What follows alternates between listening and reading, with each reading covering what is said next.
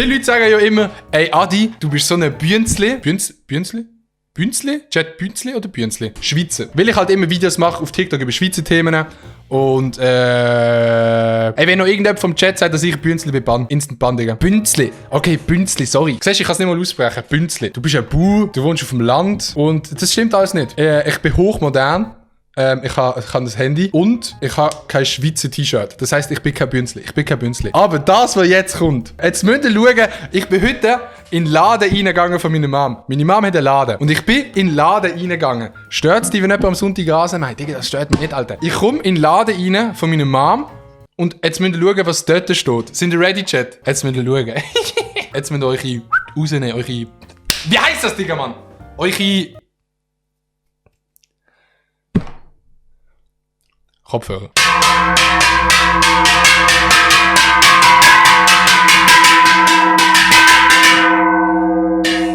Ich habe ja gewusst, dass ich eine grosse Glocke habe.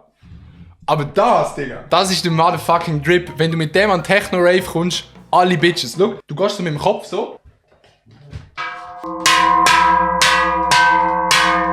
Die wissen nicht, wie laut das in echt ist. Eindeutig ein Bauer. Ey, was ein Bauer, Digga. Ich habe mich natürlich auch gefragt, also, wieso steht bei uns im Laden so eine goddamn Glocke, Digga. Eben, wie gesagt, wir wissen ja, dass ich eine grosse Glocke habe. Das muss man nicht diskutieren. Eidgenössisches Schwing- und Alpenfest Brattelen. Wenn ein Schwingfest stattfindet, dann gibt es wie so eine, ich weiß nicht genau, wie man das nennt, das hat einen Namen. Und dort tut man alle, gibt es ganz viele Leute, die Sachen sponsern für alle Schwinger, die dort mitmachen. Und mein Dad tut das Schwingfest sponsern und hat darum eine Glocke bestellt.